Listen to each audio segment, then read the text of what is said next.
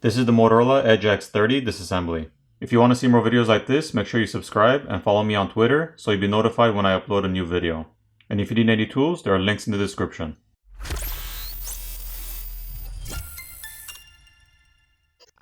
First, the SIM tray has to be removed.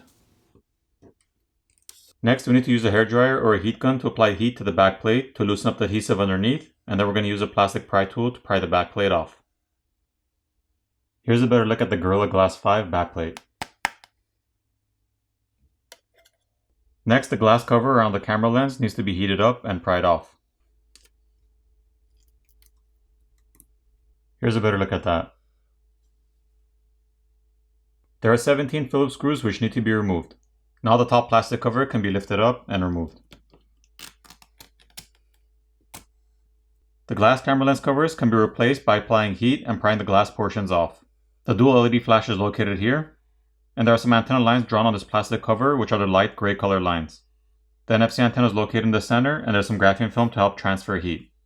On the other side we can see the flex cable for the NFC antenna, as well as the flash board next to it. There's also a secondary microphone by the cameras.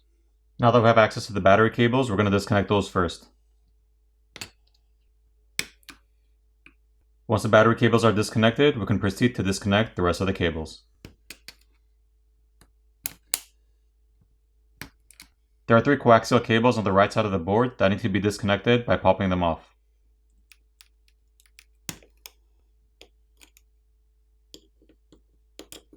The graphene film covering the front-facing camera connector needs to be peeled back so we can disconnect it.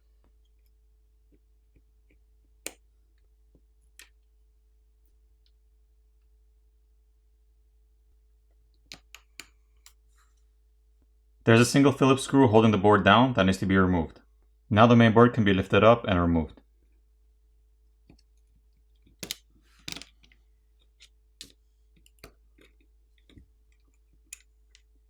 On top there's the 50 megapixel wide angle lens.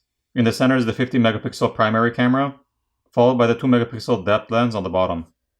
The primary camera is the only one with OIS.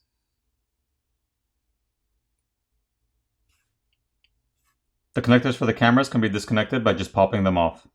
There's some copper tape and graphene film on top of the shields. On the back, the proximity sensor is located on the top corner. There's another microphone on the top, and there's a liquid damage indicator on the bottom corner, which is the white sticker. There's also more copper tape and graphene film, as well as thermal paste on the back. Once the graphene film and copper tape is peeled back, we can see a copper plate on top of the processor and RAM, as well as some thermal paste on top of the surrounding chips. Here's a better look with the copper plate removed. And here's the copper plate itself, and there's some adhesive underneath it. The bottom plastic cover can be removed by lifting it up and pulling it off. There are also some antenna lines on this plastic cover.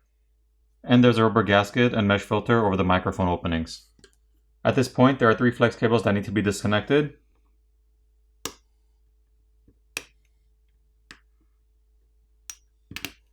As well as the other ends of the coaxial cables.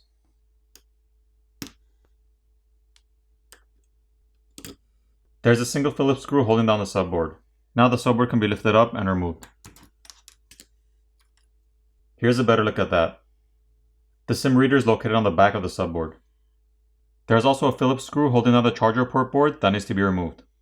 Now we can pull out the charger port board. Here's a better look at that. And there is a rubber gasket around the charger port itself. On the back side, there's a lot of thermal paste on top of the shield, and the primary microphone is located underneath this shield. There's some adhesive holding down the flex cable for the speaker, so we need to gently peel that off in order to lift up and remove the speaker.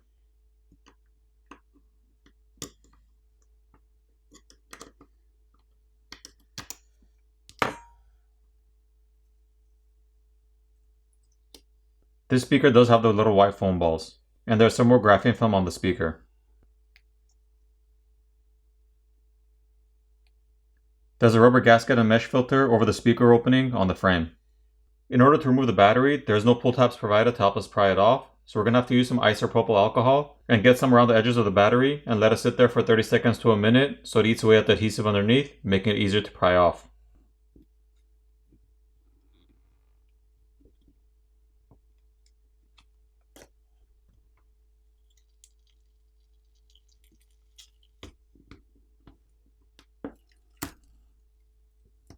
Here's a better look at the battery.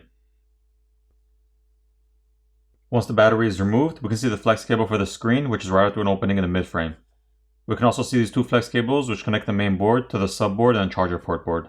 So if you needed to replace your screen, you would have to remove the back plate, remove the cover around the camera lens, and remove the screws as well as the top plastic cover, disconnect the battery cables and the screen cable, remove the battery, giving you access to the screen cable, apply heat to the front of the phone where the screen is to loosen up the adhesive underneath, pry your old screen off, apply new adhesive, reapply your new screen, and reassemble the phone. Once the flex cables are peeled back, we can see a 3D layer of graphite which runs underneath the battery and the motherboard. The 3D layer of graphite is basically layers of graphite on top of each other. Moving on, the vibrator motor is located on the bottom corner and it's held on with some adhesive, and the flex cable for the power button and fingerprint scanner as well as the volume keys are routed through an opening in the mid frame, as well as the one for the button on this side, so if you wanted to replace those you would actually have to pry the screen off as well.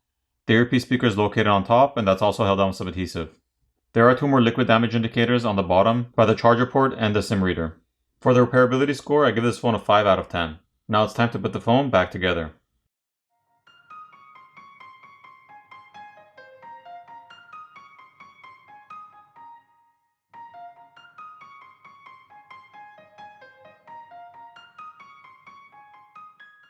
Once everything's back in place, apply new adhesive and reapply your back plate. Flip over the phone, power it on, and you're done. I hope you enjoyed the video, and I'll see you in the next one.